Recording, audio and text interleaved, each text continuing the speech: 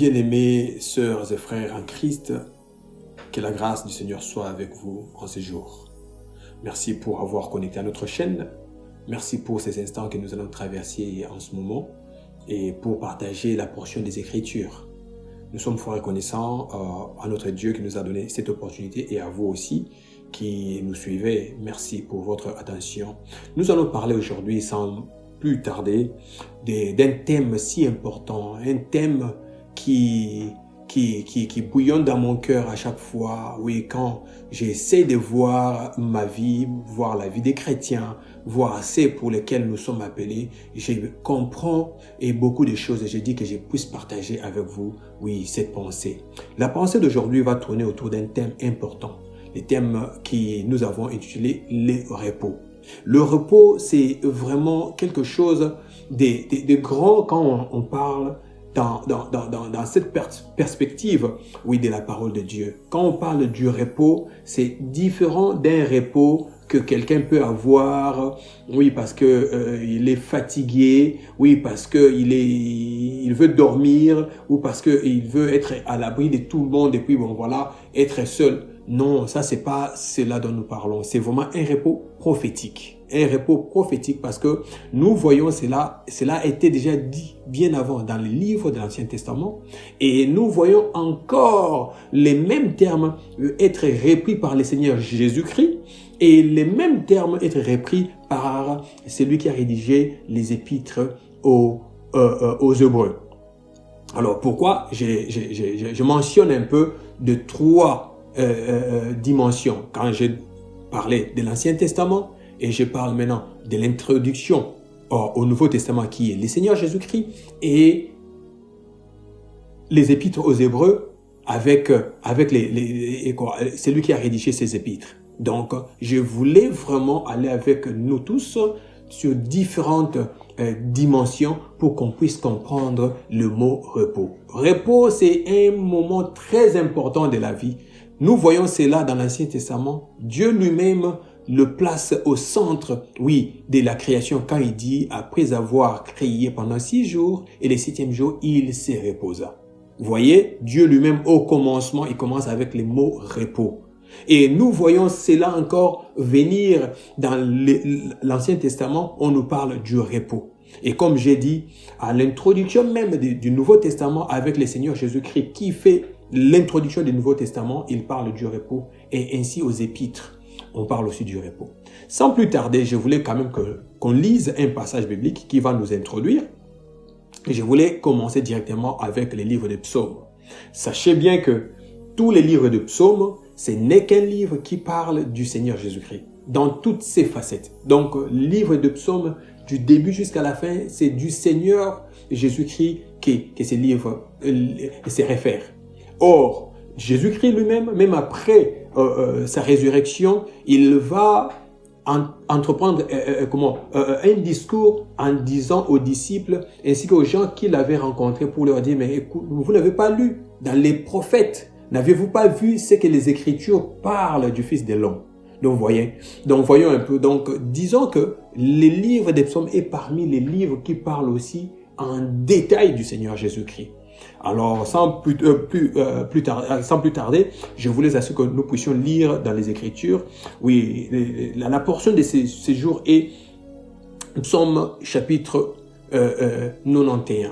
Psaume chapitre 91, verset 1. Donc, c'est un passage que tout le monde peut réciter. Donc, les psalmistes nous disent, « Celui qui demeure sous l'abri du Très-Haut repose à l'ombre du Tout-Puissant. » Voyons un peu. Donc, celui qui demeure sous l'abri du Très-Haut repose sous l'ombre du Tout-Puissant ou repose à l'ombre du Tout-Puissant. Si je regarde cette portion, nous voyons quelques mots-clés. On nous parle d'abord, c'est lui, donc il y a une personne. Et on nous parle des demeures, donc on n'est pas des passages, mais on y reste. Et nous voyons encore sous l'abri du Très-Haut. Donc ça, c'est dans la présence de Dieu, dans la demeure de Dieu, là où Dieu se trouve dans l'abri du Très-Haut. Et on va voir maintenant les mots-clés qui reposent à l'ombre du Tout-Puissant. Donc, reposer, c'est là même le terme repos. Alors que les psalmistes étaient en train de parler du repos, nous voyons d'abord que pour avoir ces repos, il faut d'abord demeurer à l'abri du Très-Haut. Ça, c'est quelque chose de très capital. Aujourd'hui, nous sommes chrétiens, nous parlons du Seigneur, nous croyons dans le Seigneur, mais par moments, beaucoup d'entre nous n'ont pas encore expérimenté ces repos. Le repos, c'est quoi? Le repos, il faut d'abord demeurer. Il faut choisir là où rester. Le repos, il faut que tu désires ça, en fait. Voilà. Alors, quand on ne désire pas les repos, on ne peut pas l'avoir. Les repos, c'est quoi? Les repos, c'était un état, oui, de foi que quelqu'un peut avoir dans le Seigneur. Donc, les repos, c'est un moment de certitude, au fait. Oui, un moment de certitude que quelqu'un puisse avoir. Mais quelqu'un va dire, mais les repos, c'est comme si dans le Seigneur, quand on a les repos, on doit dormir, ou bien on doit être, en ne rien faire. Non, cela n'est pas le cas. Cela n'est pas le cas du tout. Donc, on est là en train de faire l'œuvre du Seigneur, on est là en train de faire notre travail aussi dans la vie courante, on est là en train, oui, de prendre soin de sa famille, de son mari, de sa femme, oui, on est là en train de faire ses affaires, mais tout en connaissant et en comprenant et en croyant qu'on est en repos. Parce que le repos dont nous parlons ici est différent de quelqu'un qui est paresseux. Non, on ne parle pas de la paresse ici. Non, on parle de quelqu'un qui travaille, quelqu'un qui a un mouvement à chaque moment, quelqu'un qui est en train de faire quelque chose, mais tout en sachant qu'il vit son repos. Oui, le repos est un terme très prophétique ici. Donc, très prophétique. Alors, nous devons vivre ça, nous devons parler du repos, nous devons vraiment développer ces thèmes pour que, avec l'aide du Saint-Esprit, qu'on puisse partager avec nous tous, oui, quelque chose que Dieu nous a mis à cœur. Le repos, c'est un état de tout croyant. Un état de tout croyant. Quand les psalmistes disent ça, c'est plusieurs années avant même la naissance du Messie, en chair comme un homme. Mais nous voyons que le psalmiste est en train de souligner les repos. Donc, parce que même les passages lui-même, c'est lui qui demeure sous la rue du Très-Haut, repose à l'ombre du Tout-Puissant. Il y a beaucoup d'éléments, mais l'élément clé là, c'est les repos. Parce que quand tu demeures sous la rue du Très-Haut, oui, maintenant tu es à l'ombre du Tout-Puissant, mais tu fais quoi là? Donc, tu es en repos. Donc, quand tu demeures sous l'abri du Très-Haut, oui, tu reposes à l'ombre du Tout-Puissant, c'est bien beau, mais les repos dont on parle en ces lieux, les repos, comment on peut la vivre? Comment on peut l'expérimenter? Comment on peut le vivre? Comment on peut l'expérimenter? Comment on peut, oui, savourer? Comment on peut comme enjoy, comme on dit, le repos, en fait. Je voulais qu'on développe quand même ces thèmes, parce que c'est un thème qui bouillonne en moi. Donc, nous allons voir que Jésus-Christ, en son temps, en nous introduisant sous la nouvelle alliance, va parler de la même chose. Et nous allons comprendre que même, oui, les psalmistes, quand il avait dit, donc il s'est référé à Christ, parce que c'est Christ lui-même qui est en réalité la demeure dont nous parlons ici. Donc, quand tu es en Christ, c'est alors que tu peux avoir ton repos. Mais or ici, nous ne voyons pas le nom de Christ, nous ne voyons rien, nous ne voyons que demeurer sous l'abri du Très-Haut. Et enfin, les bénéfices, c'est quoi? Reposer. Donc, quand tu te décides que non, je dois aller demeurer sous l'abri du Très-Haut, les bénéfices que tu dois avoir, maintenant, c'est les repos à l'ombre du Tout-Puissant. Et les bénéfices que tu tires là, ce n'est pas seulement les repos, mais on nous dit reposer à l'ombre du Tout-Puissant. Donc là maintenant, tu es sous l'ombre, oui, à l'ombre, là où il y a la puissance, là où il y a la victoire, là où il y a, oui, la prospérité, là où il y a tout ce que nous connaissons comme bénéfice que le Seigneur nous donne. Mais tout en te reposant. Parce que on ne peut pas vivre tout cela quand on est en trouble. Quand on a encore ses pensées dispersées, on est dans tous les chagrins du monde, on court après beaucoup de choses qu'on ne peut pas voir. Non, ici on nous parle des repos. Donc les repos nous enlèvent toutes ces histoires dans nos cœurs ou dans notre esprit parce que nous savons en réalité que nous vivons le repos. Je voulais quand même qu'on lise un bon passage encore dans le Nouveau Testament. Ça, c'est le Seigneur Jésus-Christ lui-même qui l'a dit. C'est dans le livre de Matthieu, chapitre 11. Alors, chapitre 11, verset 28. Voilà. Donc, Matthieu chapitre 11, verset 28. Regardez comment le Seigneur va aborder les mêmes sujets, mais maintenant en donnant les éléments que nous n'avions pas vus dans le livre des psaumes, mais que lui va maintenant développer, aborder et nous donner la clarté du repos. Qu'est-ce que le Seigneur Jésus-Christ lui-même dit? Le Seigneur Jésus-Christ lui dit, « Venez à moi, vous, tous qui êtes fatigués et chargés, et je vous donnerai du repos. » Vous voyez? Donc là, Jésus-Christ est précis. Or, dans le livre des psaumes, c'était « c'est lui qui demeure ». Donc, ce n'était pas précis parce que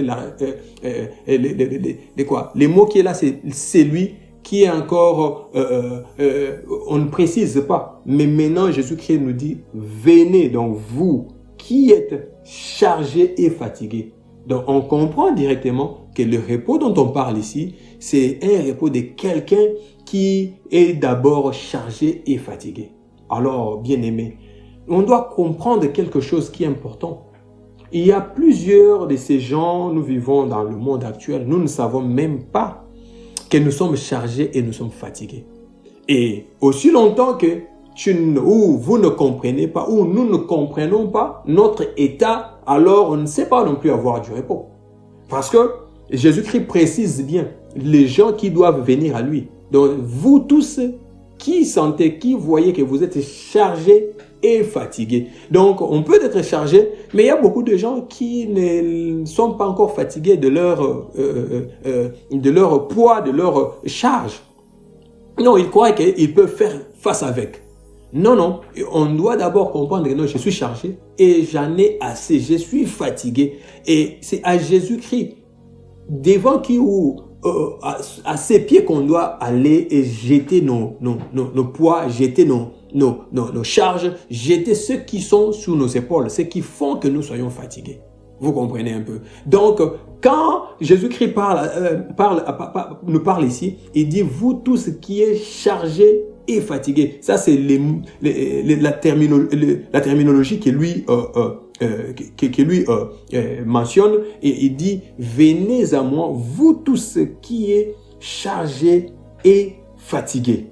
Oui, et moi je vous donnerai du repos. Oh, voilà, c'est Jésus-Christ qui donne maintenant ses repos. Or, dans le livre de Psaumes, c'était celui qui demeure sous l'abri du Très-Haut, repose à l'ombre du Tout-Puissant. Donc là, on se repose à l'ombre du Tout-Puissant. Mais à l'ombre du Tout-Puissant, c'est Jésus-Christ, au fait, qui donne ses repos, au fait. Donc, on peut directement comprendre qu'il n'y a pas de repos. Il n'y a aucun repos si on est hors de Jésus-Christ. Donc, il n'y a pas de repos. Donc, il n'y a pas du tout de repos hors de Jésus-Christ. Or, quand Jésus-Christ donne le repos, c'est vraiment le repos parce que lui-même dit, moi, je vous donnerai du repos. Si vous voyez, après ces passages de Matthieu chapitre 11, verset 28, le verset 29 dit, prenez mon joug sur vous et recevez mes instructions, car je suis doux et humble de cœur, et vous trouverez du repos pour vos âmes. Vous comprenez? Nous comprenons maintenant. Donc, les jougs, quand Jésus-Christ parle du joug, on comprend de quoi il parle.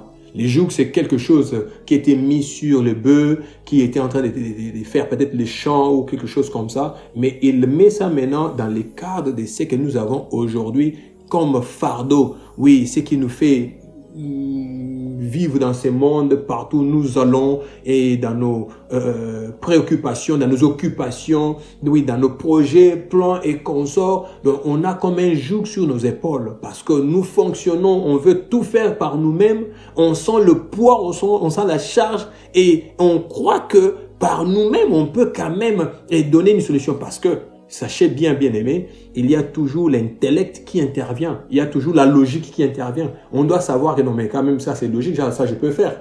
Mais tu essaies de faire, oui, il y a une erreur qui est produite et puis il doit y avoir encore, vous devez arranger. Bon, ça, je peux ranger ça de cette façon. Et tout ça, pendant qu'on est en train de chercher, ça nous surcharge, ça nous ronge, ça nous fait fatiguer.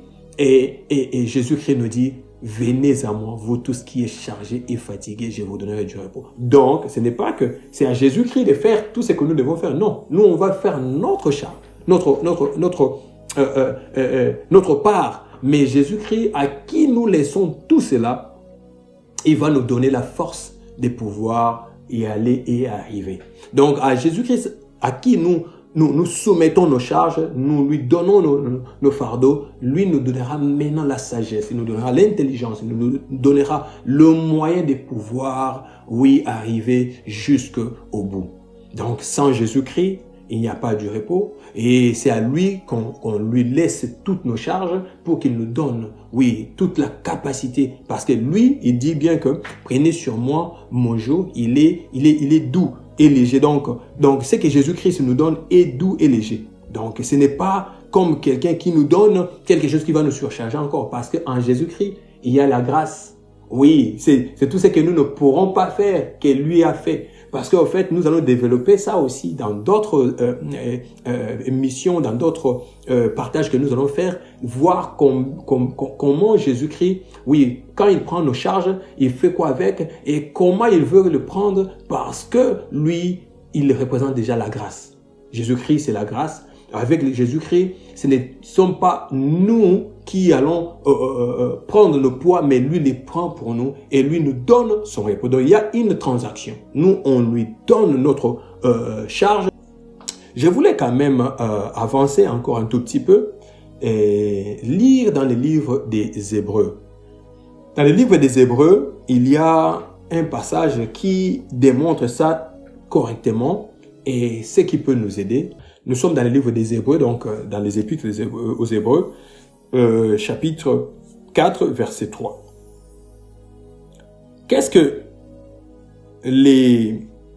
l'auteur nous dit? Il dit, pour nous qui avons cru, nous entrons dans le repos. Selon qu'il dit, je jure dans ma colère, ils n'entreront pas dans mon repos. Il dit cela, quoique ses œuvres eussent été achevées depuis la création du monde. Là, il se réfère, on rentre directement dans le livre de Genèse, quand Dieu parle du repos.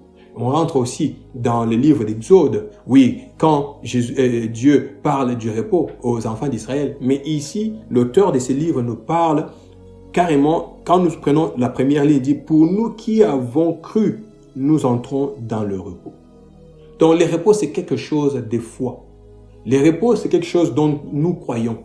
Le repos, c'est quelque chose dont nous vivons, oui, par la foi. Parce que il y a de ceux-là qui croient que et sont des choses que nous voyons physiquement. Non, non.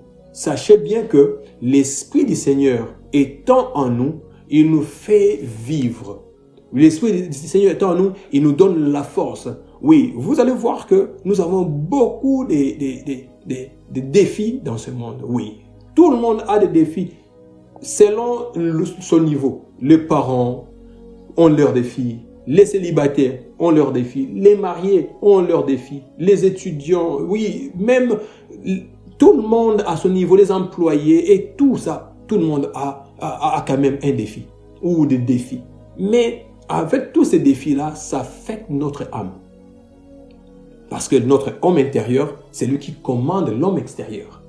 Alors que quand dans l'homme intérieur, on est tellement fatigué, on est affecté, et qu'est-ce qu'on peut faire maintenant? On doit continuer maintenant à croire que c'est le Seigneur Jésus-Christ qui peut me donner le repos. Donc, on lui soumet nos problèmes. On prie, oui, on lui laisse gérer notre vie. On croit en lui. Et quiconque croit en lui, il n'est jamais été déçu. Au fait, il n'y a pas une déception de quiconque croit en Jésus-Christ. Oui, quand on croit et on lui soumet les problèmes, on croit que les repos de nos âmes, comme il est dit dans le livre de Matthieu, chapitre 11, verset 28, que vous aurez les repos de vos âmes. Donc, dès qu'on croit directement, on a le repos.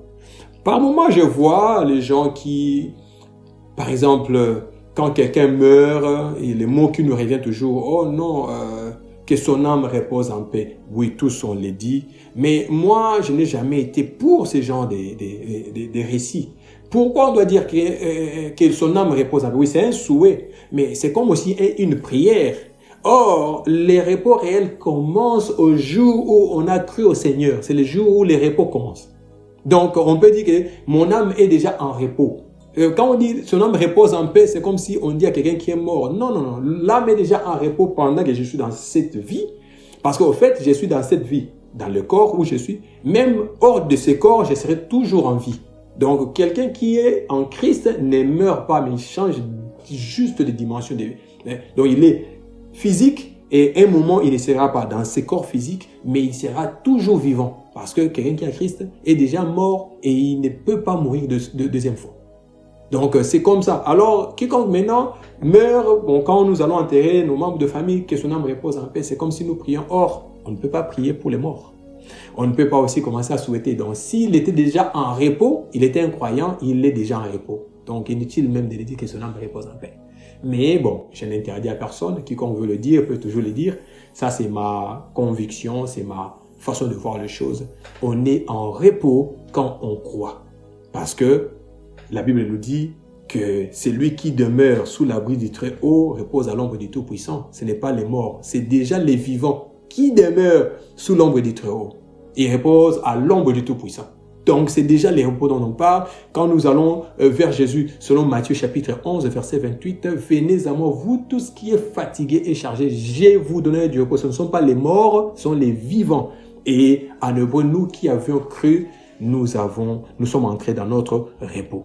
Donc voilà, je voulais partager avec vous cette portion d'écriture ou cette pensée que nous commencions déjà à croire au repos, que nous soumettions nos préoccupations, ce qui nous alarme, ce qui nous entoure avec beaucoup de peines que nous avons dans ces mondes qui affectent notre âme, nos âmes.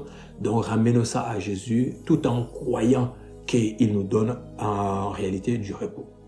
Et voilà, c'était ces passages que j'ai lus pour nous aujourd'hui. Je crois que cela a amené quelqu'un dans une lumière, dans un éclaircissement des Écritures. Et nous allons continuer encore à partager sur les repos parce que nous avons beaucoup à parler selon que le Seigneur va mettre dans notre cœur. Et quelqu'un qui vit selon les repos de Dieu, c'est quelqu'un qui vit par la foi. Ça va se faire voir même dans ce que la personne sera en train de faire pour voir en réalité qu'il est en repos. Il ne se lamente pas, il ne se soucie pas, il sait que Dieu est là pour lui et tout ce qu'il vit, oui, il va le réussir. Que Dieu nous bénisse, que Dieu continue encore à nous inspirer et que Dieu nous fasse énormément du bien pour, c'est d'où nous avions commencé et nous allons acheminer avec ça et que Dieu soit avec nous tous. Au nom de Jésus, je vous bénis. Merci.